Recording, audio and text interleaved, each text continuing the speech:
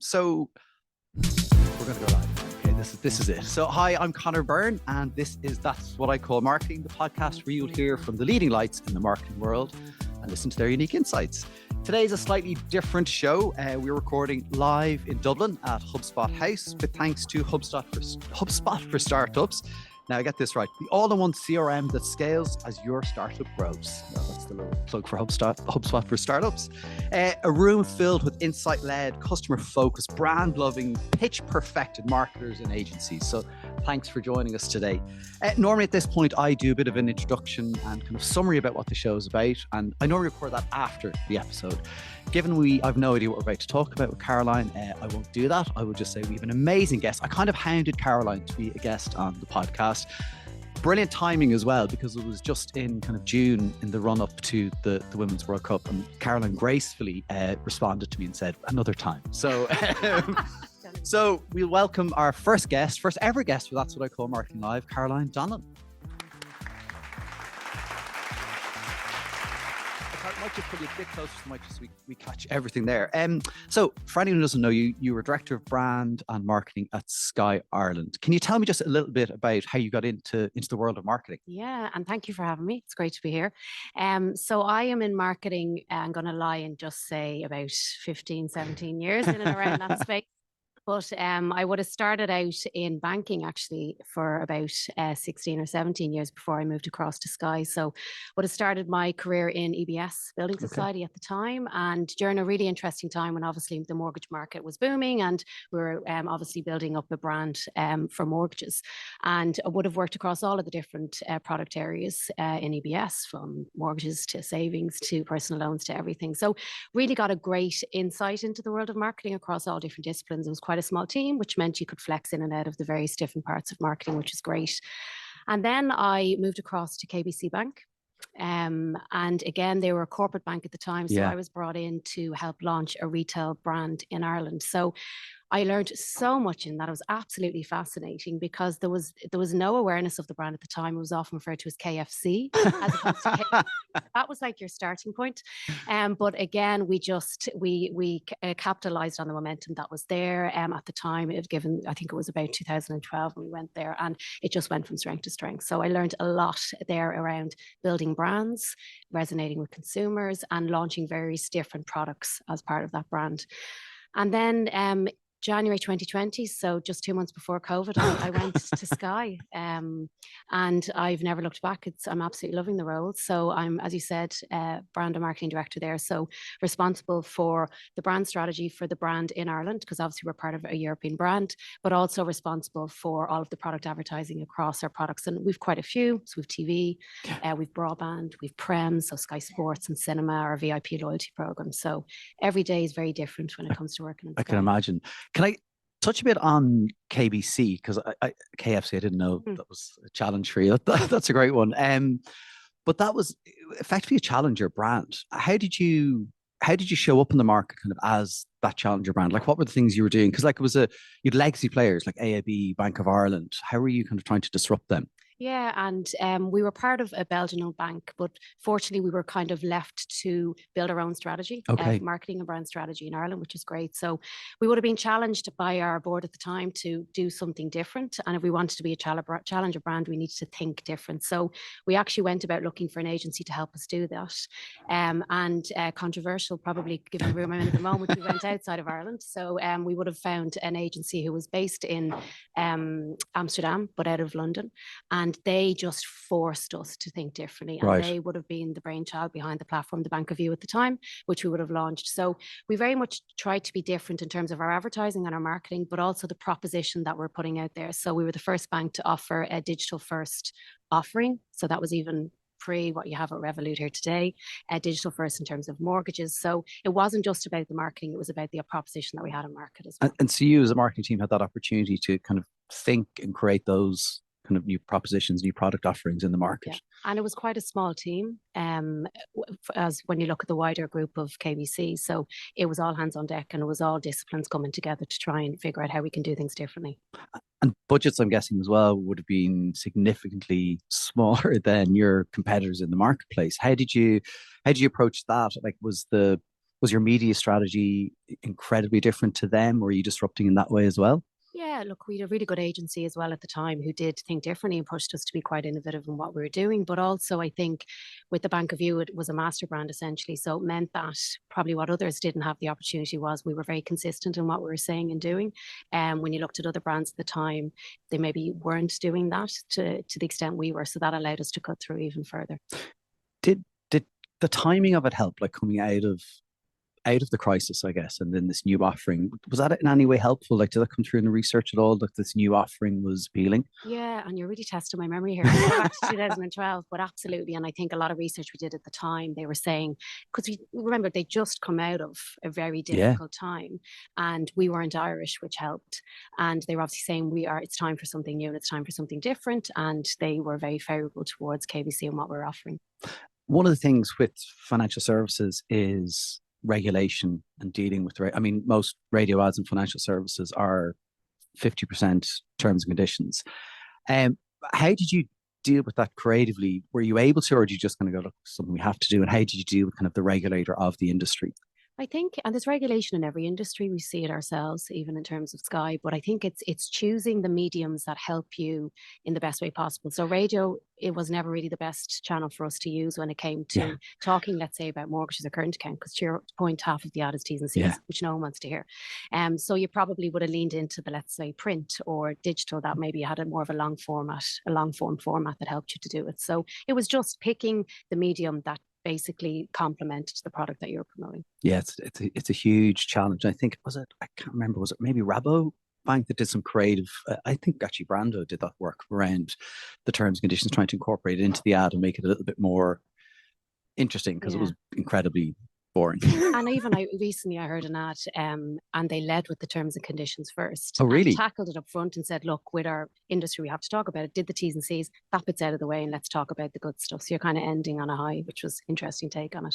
Is that unique? I don't know, but is that unique to this market, or is that the same in other? I hadn't heard that one before. Yeah. I hadn't heard where they'd switched it that way. Do you mean unique? Is the regulation though, like those terms and conditions? Because again, I just don't know, and I'm just wondering if other markets have to deal with that. I think banking is heavily regulated anyway, probably across most countries. I'm thinking about like the attention we get from in advertising, even in radio ads, like making sure that people know who it's for and there's no misattribution. That's kind of an interesting thing that you'd have to add that on, doing it first. I'm sure they've tested it, whoever it was. Sure so. The joys of testing. So you moved to Sky Ireland, and a big shift in terms of sector, I guess. But as you kind of alluded to, some similarities in terms of proposition, different types of customers, and lots of offerings to try to get across to the consumer. Was that one of the, I guess, appeals maybe of moving, to a different sector, but being able to bring that kind of experience of kind of the proposition and the offering? Yeah, and like I'd been in banking about 17 years, and I'd moved across to various different organizations who were quite different, but I felt I'd learned everything I needed to from a financial services point of view. And then the opportunity for Sky came along, and it's such an amazing brand. So I couldn't say no to it. And I think I remember at the interview at the stage, my boss at the time saying, it's a totally different industry. How do you think you'll adapt? And in my naivety, I was like, well, marketing's marketing. Yeah. And then you head into Sky, and it's like a world of different language and how they speak about things in terms of the internal conversation. So, but marketing is marketing, and it's what you're bringing across, the principles that you've learned over your career in other roles across. But it's a new industry, so you have to learn the product before you can figure out how best to market it. So what were some of those key differences? Because I'm really interested, because I probably share a view that marketing is marketing, and you should be able to do it, and you see it many different types of clients. So what were some of the big differences you had to get your head around? A lot of it was internal and the conversation, not even the conversations, but how we call things and the terminology around things. And broadband is a very complex market, which obviously we sell as well as TV. So it's just trying to understand the product and the ins and outs of it. But then marketing is the same. You just need to, it's probably more the internal side of things. Yeah, I remember when we were at Indeed, our SMB product was internally known as Dradus, because whoever the developer was at the time was into Battlestar Galactica, I think, and called it Dradus. I remember the first couple of months there going, what are they talking about? I haven't a clue. And it took me quite a while. And you're then sitting in the meeting, you're looking, this is about SMB. So Dradus has something to do with SMB, and then somebody let slip. So that internal terminology can be really a steep learning curve. Yeah, absolutely. And I think for months I was like, what is FTTH, which is fiber to the home broadband? I was like, what are they talking about? So that's in every industry, but it's just when you move industries, it's probably learning the language of that as opposed to marketing itself. And one of the things when I was talking to Rita Kieran of Aldi, she said to me, she talked about something to do with shipments. And she said she had absolutely no idea what she was asked to do, but she went and just figured it out. I think that curiosity, innate in marketers, helps us kind of go, well, okay, I don't know what they're talking about. I just need to figure this out. Because no question is a stupid question for the first few months, and then possibly it is. So it's learning your way quickly. And people could argue after this that there are stupid questions, but we'll bear that in mind. Interesting, like Sky is obviously, it's a huge brand, but kind of a big association maybe with the UK. How does that relationship work with the UK? Yeah, look, that's a really interesting question, and it's probably something that I had to get my head around when I first joined, because to my point, when I worked with KBC, whilst we were part of a Belgian-owned company, we were responsible for our own brand strategy, but that's not necessarily the same in the UK. And at many times it's right, because there's so many similarities between the UK audience and the Irish audience. There's also great efficiencies in terms of us adapting a lot of the creative that the UK can do. But it's probably something we've challenged a lot over the past 18 months and 2 years to really take a step back. Because when you look at the market today, particularly the TV market in Ireland, it has become so complex and very cluttered. So traditionally, it was probably more your pay TV market or to pay TV providers. Whereas now, particularly with COVID, there's this explosion of streaming services. Yeah. So you have Disney, you have Amazon, you have Netflix. So if it's a more cluttered market and it's harder to cut through, we need to make sure that whatever we were creating was cutting through and connecting well with Irish consumers. I always remember we did some research, and it's a stat that really sticks with me. We were researching a new prop coming to market, and it was with Irish consumers, and it was testing some of the UK creative, and they were saying 67% said that in order to buy or purchase from us, the communications needs to feel and look relevant to the Irish audience. Right. So that was probably our jumping off point going, it doesn't make sense that we adapt everything. So Sky Sports, for example, Premier League start a season, it's universal, but there's certain campaigns or product marketing strategies that we needed to localize. So we've probably been on a journey for that over the past 18 months. We've had some great success stories, which is why we're probably now able to do more of it. So we launched Sky Glass last year, which is us, Sky, entering into the TV hardware business, and we would have done something bespoke, and it did phenomenally well for us. We've had Out Believe, which is our partnership with the women's national football team. I'm smiling as I say it because it's so lots to talk about there. And that has done so much for us in terms of building up a stronger affinity of the Sky brand with Irish consumers. And we've always had a strong affinity, but how can you grow that love for the brand even more? Yeah, and as you say, the more complicated and cluttered the market gets, you need that connection on an emotional level. So let's come on to the sponsorship. It was one of the big things I wanted to talk to you about today. So I'd love to talk to you about the reasonings. You might have touched on it now, but the reasons behind the sponsorship. There's lots of different reasons brands go into sponsorship. Some of it's just, we do your badging, or you want to kind of affinity or whatever it is. What was the core business problem Sky Ireland were trying to solve? Yeah, and I think we were probably looking for a partnership for a while at that stage. Right. And I think the problem we were trying to solve is there was probably a couple of them. One was how we can build that stronger affinity with the Sky brand in Ireland with Irish consumers and kind of strengthen that connectivity, and back to the fact that it was a cluttered space. So how do we make sure we're cutting through? And I think when it's a cluttered space and it's a challenging market in terms of sales, you tend to go quite product marketing focused, which is fine. But we wanted to have a brand platform that allowed us to talk about what Sky stood for. Because when we looked at our strategy, it was very product focused. So we wanted something that allowed us to talk to consumers in Ireland on an ongoing basis. So they were kind of the main reasons. And we also wanted something that allowed us to talk to a younger audience. Okay. When we looked at our customer profile, we felt we needed to talk maybe to a younger audience, females, young families. So then this partnership came along, and it was an easy yes. And I think for a couple of reasons. I think when you looked at the team and what they were trying to achieve. So again, we signed the partnership, or we announced it. So we were the first ever primary partner of the women's national football team. We announced that in September 21. So they just come out of COVID. Obviously, sports had stalled, so they were trying to build back up momentum. They just signed a deal for equal pay with the men's team in that August, and we came with September, which was unbelievable. So you could really see the ambition and the passion behind this team. And it would also very much fed into our objectives at a group level around inclusivity and diversity as well. And we had an objective, obviously, as Sky Sports and broadcasting sports, that we wanted to showcase women in sports and sports that women are playing. So it was absolutely something that we wanted to sign up to, and we did, as I say, in 21. Can you tell me a bit about that process? Because you've alluded to, it's not straightforward of, oh, this comes and it's magic. And, you were looking at partnerships. What was the process that you went through to kind of find the right partner? Yeah, some of it's structured and some of it's not. Some of it's luck. Right. And I think we probably looked ourselves, and then we engaged with some agencies to help us look. And we were going through what suited our brand, and I suppose back to your earlier question, what was the problem we were trying to solve. So you kind of have your criteria, your checklist of what you're looking for, and then it's going out to see what's available on market. You need to make sure there's no conflict of interest, and then it comes to luck as well. And I think we got really lucky with WNT. Did the timing of things like the equal pay, was that one of the things you were looking at and asking about in the process, or was that just maybe a bit of luck as well? Yeah, no, it wasn't something we were looking for. I think it was back to the ambition of the team. Right. And what they were fighting for. So this is a team of women who fought off the pitch as well as on the pitch. And what I mean by off the pitch, obviously the equal pay, but also they were fighting to get equal, I suppose, like when you think about what the men's team were getting in terms of the facilities and the training grounds, they were fighting for all of that so that they could get parity with the men's. So they had huge ambition, and it's something that we really bought into, and we wanted to try and help capitalize on what they were creating and help them to go even further again. And then they go and they qualify for their first ever major tournament with the World Cup. You created some great work around it, and so the launch of the partnership. Can you talk me through that? Like, what was the insight that led you to that work? You had the line "I believe." How did that come about, and what did it mean?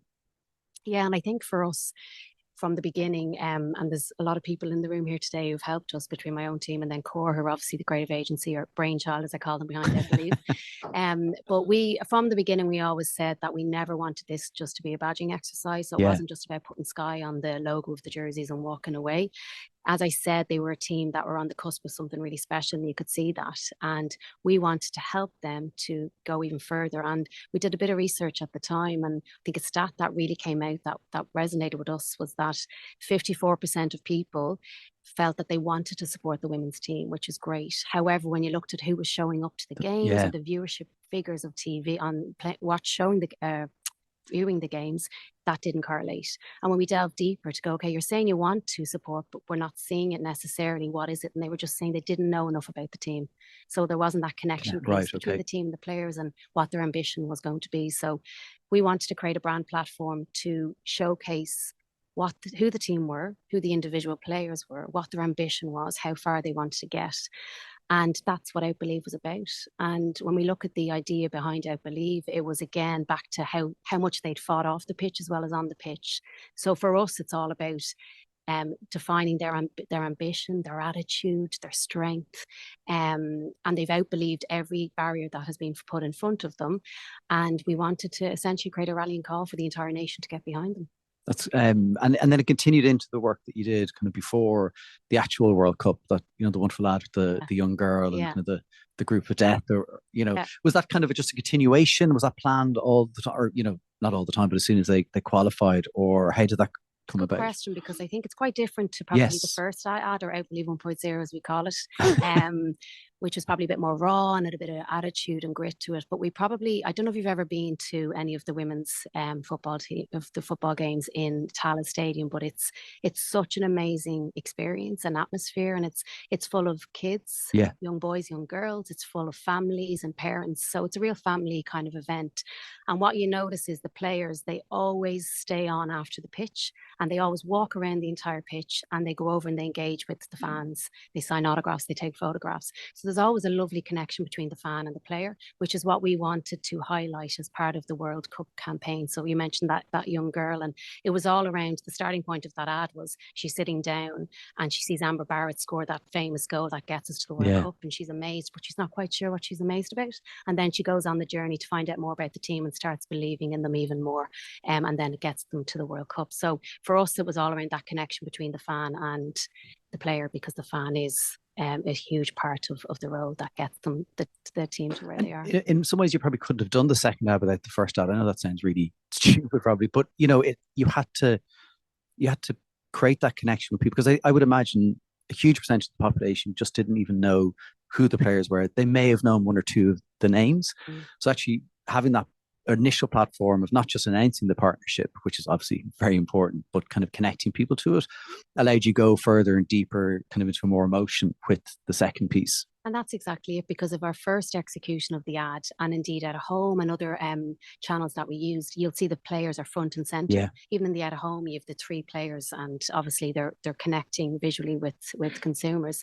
So we wanted to, I suppose, to hero who those players are, and then you're right, then we can transition into the role of the fan as part of that. You're obviously reading all the System 1 stuff, you know, yes. the eyes.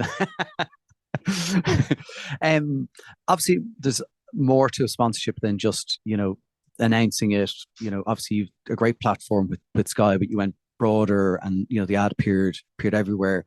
But then there was other activations. How did you, between I think the announcement and the World Cup, how did you keep it alive? How did you continue to activate? Because it's a hard thing to do. Yeah, and I think it's back to one of our objectives as the brand is how can we create a platform always on to connect with Irish consumers and grow that affinity, and that's what we wanted to do. So we think the World Cup, and this year, for example, we didn't just want to create a one moment around the World Cup of July and August, and that's it. So we created a full program for 12 months, and it was across all of the different areas. And what's lovely about it working in Sky is that all the teams come together. This is the one thing they all really want to work on. So you have a lot of people, and it's interesting, Corsaid as well on the agency side, they have people who aren't even working on this coming up saying, can I get involved? So we had Pure coming together, we had our marketing team coming together, we had social. So it was a full 360 plan.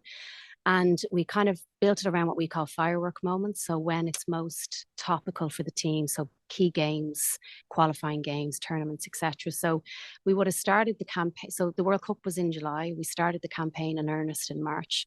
And what we did is we linked it to our VIP loyalty program. So what we did is we went out to our existing customers. They knew we had this partnership and gave them a chance to win tickets to go to Australia. So a lucky family got over to the last game. They also got a chance to walk out and be a mascot on the games pre the World Cup in Tala, and they got to go to some of the training camps as well. So again, you're building that loyalty with your fan base as well as in our customers, but you're also getting out talking about it earlier than the World Cup itself. So that would have been our jumping off point. And then obviously we had a big event for the team before they headed off to Australia, and we had it in the Mansion House. So we would have invited the team themselves. We obviously invited fans. We invited customers as well. And what we did that night, it was the night before we launched the ad, we showed it to the team, which is always the most nerve-wracking. They hadn't seen it. They hadn't seen it. It's always the most nerve-wracking part of the process, because they can be, they're very honest with you, which is good, and they love it. They always love it, which is great. So we pre-launched it with them, and then we pre-launched it on social. So kind of a sneak preview before it went live on TV the next day. So we had that event again, which got a bit of longevity. And then throughout the World Cup itself, we were conscious it was in Australia, the huge time difference. So our role was to get people energized here in Ireland. So what we would have done was we've obviously some flagship stores, retail stores across Ireland. So we would have had watch parties. So again, it coincided with summer holidays. People were off, so encourage families to come in and watch it, which worked really well for us. Always good as well from a commercial point of view to get people into our stores. And then we were also conscious that we weren't broadcasting it, but we wanted to own a second screen, both from a social point of view, but also radio, obviously huge listenership figures in Ireland. So we teamed up with Dermot and Dave, Dermot and Dave at the time, now it's just Dave, on Today FM, and they bought the Outbelieve tour to Australia. So they went over to Australia, they broadcasted live from Australia, and they were at all three games. They mightn't have got into the stadium at all of them, but they definitely found an Irish pub to Oh be able to yeah. broadcast live from it. So what they could do was, well, I suppose, show the Irish people at home the energy, and it was amazing energy over there, and to try and get them more engaged. And they got some interviews with the fans, they got some interviews with the players, so a bit of behind the scenes footage as well. Yeah, no, they were brilliant, and I know Alma's here, and we worked with Dermot and Dave, and they have that connection with with their audience, and it was very natural and light, and also, I don't know if I mentioned it, we were in Cork during the summer, and it was a miserable day, and we were going to the cinema, and one of the matches was on, and we went in to the Sky store, and we were sitting in the sofas watching the match, and we were watching in the Sky Glass, and Dara's here, and Gemma, they can attest to this, and we were looking at it going, God, that product's brilliant, and so it actually, because I think that probably is a challenge for Sky, is how you actually get people to properly interact with particularly those new products and really seeing them. Like, there's lots of different variations of color and stuff that you can get, but that's probably doesn't come across in advertising. That was a great way of getting people in store. Are there other things you do to kind of engage people to get them in store? I mean, it's a challenge. A WNT point of view? No, just a general point of view, because I assume that's a hard thing. Yeah, and I think, because I mean, a lot of people are obviously choosing online as Yeah. well, but I think from a retail point of view, the locations that we are chosen for a reason, and they're quite high footfall locations. And we've flagship stores, and we've also mid-mall stores. But again, I think it's back to a lot of the locations, and you've a lot of high footfall in those areas like Dundrum Shopping Centre, Swords Pavilions. So they're naturally tending to walk by, and then it's the retail agents bringing them in and having the right offers on display at the time as well. You would have obviously worked with a lot of different agencies for the campaign for I believe. How did that work? Because we were at an event last week, and one of the things that came up, it was CMO survey, that things that CMOs are looking for is better interactions and relationships with their agencies.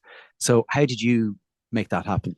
It's probably the one that I look at from our campaigns that we've nailed it, because we don't always, Okay. if I'm honest. And it's back to everyone wants to work on it, but it's the one that we really do have inter-agency collaboration. And it's not just a buzzword, we actually do get it. So we have our PR agency, we have our media agency, we have our creative agency, who come together, you brief them together, and they come back with one response, and they come back with one plan, and they implement it. So out of all the campaigns that we do in Sky, I think that's the one definitely that we've seemed to nail it.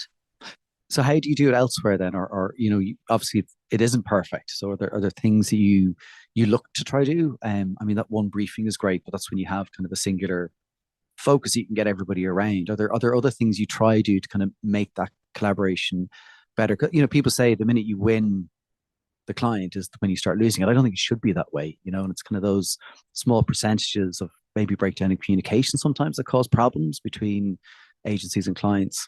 But I don't think you can always put it on the agency. Oh, completely. Yeah. Like, if I think of how we're structured, like, we be responsible for marketing, but we've our PR team as well. And we need to make sure that we're coming together and consistent in the brief that we're giving to agencies, because if we're not, they're not going to come back with a consistent brief. So I think we've probably worked a lot on that as well.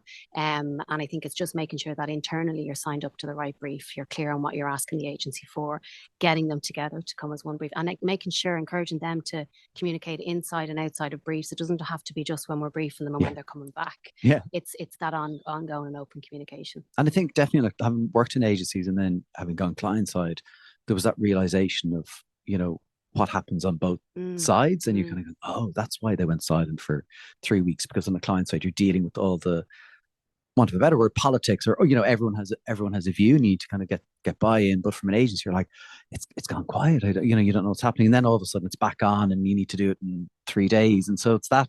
I agree with you. It's not a one-sided thing. And I think clients we can do a better job communicating, I think, and just making sure people have that information, and particularly around metrics and results. And so, as attached to the I Believe campaign, Sky is a hugely commercial business.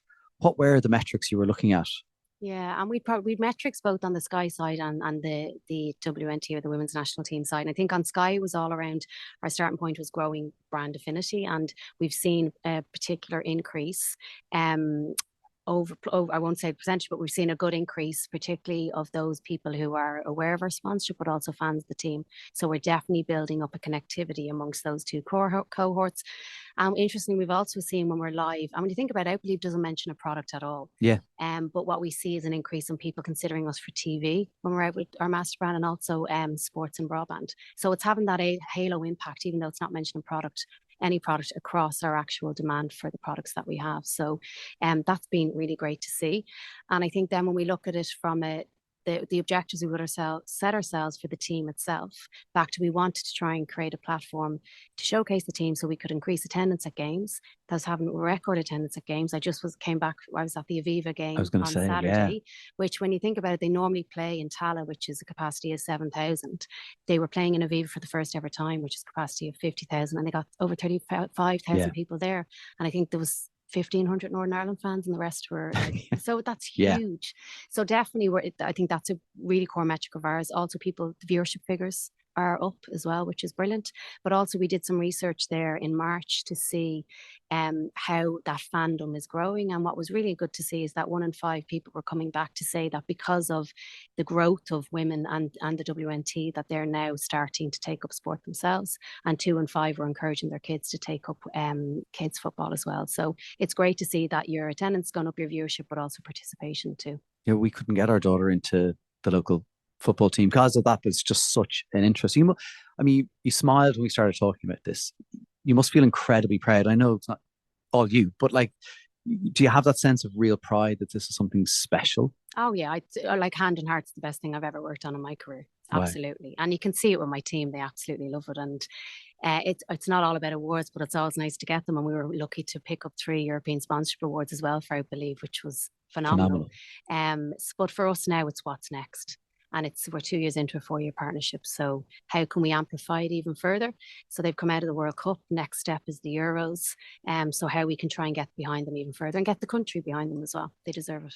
Yeah, and that keeping it fresh but consistent, is a challenge. And again, there's the gaps between matches and games. So are you just kind of in that planning phase now? Kind of Yeah, exactly. We had an activation around the Aviva as well, but now we're definitely working with our agencies, Core and Fleischmann and Mediacom, to see how can we now expand it further into next year. And what's the next iteration of I Believe? Yeah, it's incredible. I mean, our kids are like all kids play FIFA, and I see our boys playing the Women's World Cup and playing with the Irish team. They know the players. Our youngest had not an Irish player, but like a Sam Kerr. That shift, it's phenomenal. And again, not all down to Sky Ireland, but the right time, the right place, and the right investment. It's incredible what it's achieved. Yeah, and it's down to the team themselves. They're a phenomenal bunch of women, and the management team and the FAI and all of that. So it's you can feel it. It's onwards we go again, and there's a lot more in that team. Brilliant. You talked about awards, and I just wanted to talk to you a bit about this. So the team won marketing team of the year. Yeah. So congratulations on that. Yeah, exactly. Yeah. That was a very intentional thing. Can you talk to me a bit about the intent? As in going for it? Yeah. Yeah. It's an interesting one because I'm 3 years in the role, and when I look at the team, it's such a different team to when I first joined. And I'll talk on that and how it's changed at the moment. And we've probably had conversations over the past few years. Are we ready? Do we have the story? Do we have the results? And we probably felt maybe not yet. And then this year we came together and we're like, this is it. Absolutely. I think we've our best shot at it. I think last year, because we've made a lot of changes again, which I'll mention, that got us to a lot of successes last year. I mentioned, obviously, we launched Sky Glass, which was new into a new product category. We had I Believe, and we did a huge amount of bespoke campaigns that we hadn't before as well, which was helping with our sales results too. So I kind of felt this was the year, this was the right time. So and we had the story to back it up, because I think what we focused on that submission and what our story was kind of three core areas that we looked at. And I think to touch on them, the first one was around how we could build the right team for success. So I mentioned it's quite a different team to when I first joined. And like when I looked 2 years ago, our team, half the team was based in our London office. Half the team for Ireland? And the marketing team, and half the team was here. And again, that's probably due to the link that we had adapting a lot of the UK campaigns, but it's very hard to build a team and a culture and to unify the team if there's that distance. So we would have looked at things there. And obviously COVID, there were a lot of Irish people came home. One of them was in the audience here today, that she came back naturally. So that supported that. But so what I wanted to do was try and create a structure that had us all locally as best we could. But also then we were probably a team that was spread across multiple different areas. And at times when that happens, you can't come together and build one plan. So we established our first a marketing directorate within Sky Ireland. Okay. There wasn't a marketing director there before. And then we built the team around that. And we've probably built something I think is quite unique to Sky Europe, the Sky European brand, but also in some of the marketing teams here today, that we have like teams of specialists. So we've created like media teams. Okay. Who are media specialists that we've recruited both agency and client side. And again, we've a creative team.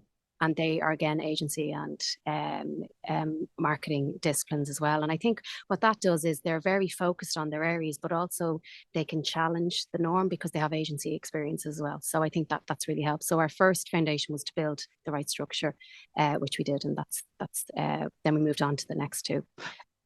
Just hand that, because that's really interesting. How did you identify that as kind of the right structure? Because I think that's a huge thing people struggle with, is like, what is the right structure for my team? And if it was a legacy, how did you go about changing it as well? Yeah, and I don't know if you ever land on the right structure. I think it tends to change a lot and adapt, which you need to. But I think based on the objectives that we had in front of us, I think we knew we needed to have people who were focused primarily on creative and media, but that they need to come together all the time.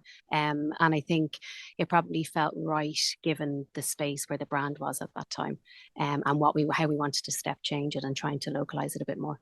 So onto the other elements. Yeah. So the other piece then, again, as I mentioned, was about how can we grow greater affinity of the Sky brand here in Ireland today. And I probably touched on a lot of that already without Believe and what we've done there. And again, that was we were already, like, our awareness wasn't an issue for us. Yeah. We have huge awareness, but how did we try and strengthen the affinity of the brand? So that was probably the second part. And then the third part, as I mentioned already, was a hugely cluttered space that we're operating in. It was getting even busier and busier. And budgets are always going to be restrictive, particularly in the environment that we're in at the moment. So we just need to see what was the right marketing strategy from a local perspective. And that's when we really started trying to champion stronger local autonomy for the Irish team here in Ireland, which was kind of the third pillar that we went after. So number one, set up the right team for success. Number two, let's grow even better brand affinity with Irish consumers. And number three, let's try to start creating a product marketing strategy that was really going to cut through with consumers. And that's not to say what we were doing wasn't, but how could you strengthen that even further? Yeah, and I guess there's elements of, like, you guys probably what we might call the sales activation pieces do their job, right? And they don't necessarily need that localization, but it's that kind of emotional connection. How did you go about that piece? Because that seems to me like not just to convince CEO here, who maybe was already bought in, I don't know, but convince him, then convince is the UK that you have to convince. Like, how did you go about making that case? It's a hard one to do. But again, it's not about changing everything. Doesn't make sense. There's no efficiencies in that, considering like the UK make amazing campaigns. So back to what I was saying around start of season or Christmas cinema campaigns, they all make sense that we can adapt because there's a synergy in terms of the insight. But where it should be bespoke and where's the business case to do that, for example, out Believe, I think if you can build a business case, have the data points as to why you want to do it, I think at times it can be pretty straightforward. And you have that research, which obviously helped. And then the success, I guess. Exactly. Do you have the UK team looking to you now and going, yeah? An amazing space to be. So we've some of the UK teams now utilising the campaigns we've created over in their markets as well, which is lovely to see. That's great. It goes to show the quality of the work and the team. When did you start seeing, I mean, you talked about knowing when the time was right to maybe go for the award, but when did you start seeing the shift, the change, going, we're on the right track? It's a good question. I probably started seeing it probably the back end of last year, the start of this year. We could see, just even in terms of the affinity scores for the brand, consideration for the brand, our own team scores, so our people scores, we measure them on an annual basis.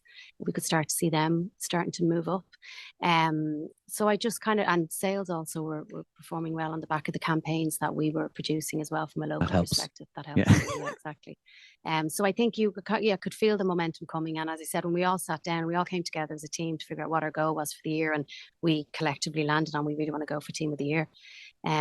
Didn't know we'd fully get it, but was delighted obviously when we were awarded on the night. Yeah, it's incredible to have that ambition communicated, have everybody going for it. And now you've won that, you've won sponsorship awards, you know, it a height that you're at. How do you keep going and where next? Yeah, and it's fun. We're literally asking ourselves again, like, geez, do you go for Team of the Year again? Is that a difficult challenge? But I think it's for us, and we've probably created quite an open and supportive culture, and we challenge ourselves both within the team, but also outside of our team and our agency. So it's constantly challenging. How can we do things differently, better, push ourselves constantly, whether it's creative campaigns, whether it's media strategies.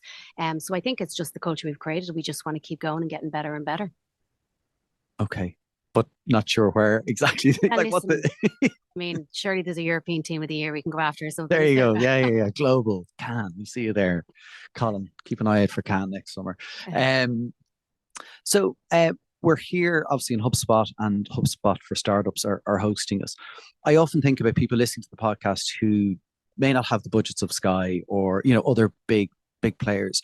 What kind of advice would you give to maybe, you know, a startup or a scaling business, you know, about how they might think about their marketing? So it might be, you know, someone who has a marketing team of one and a really small budget, big to them, but, you know, maybe in the terms of what you might be used to. What kind of things would you say to somebody who's in that position, and, you know, how they might think about the right things to do for their brand?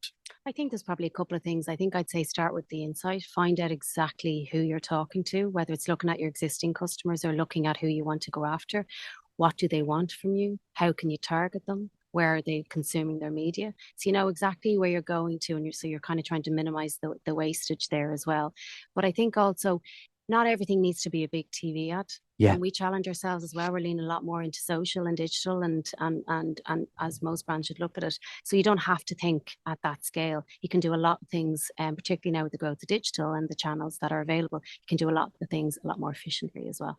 Yeah, and thinking about your brand and every experience that a customer has with you, you know, beyond just, as you say, the TV ad. That's a wonderful place to be, but we all aren't there.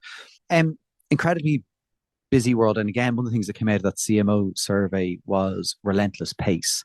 How do you decompress from the relentless pace of being marketing director? Do you? I do. I switch off. For me, sports is my switch off point. I love sports. I probably exercise nearly every day, whether it's going for a run, whether it's doing yoga. So I definitely think for me, and you can feel it when you have a stressful day, get out for a run and you clear the head, and sometimes you have the problem solved by the time you get home. Yeah. Not all the time, but for me, it's definitely sport. It's travel. Love to travel. Further afield I can go, the better. So I just, like most people, catching up with friends, nice dinners, but definitely sports and travel. Right, and switching off the phone. Yes. Do you do it? Yeah. Well, listen, Caroline, thank you so much for being our first ever That's What I Call Marketing live guest. I really appreciate it. Round of applause for Caroline. Thank you.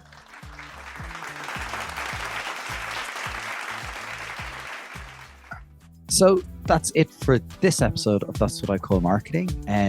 Caroline was just an incredible guest, really open, honest, with some incredible insights into, you know, why such an important campaign for the women's national team in Ireland happened, the insight behind it, and creating the right culture for an award-winning team. So if you are listening to this episode, don't forget to subscribe and share, and you will get notified of when our next episode comes, which is also live. So for this episode, I'm your host, Conor Byrne. Thanks very much.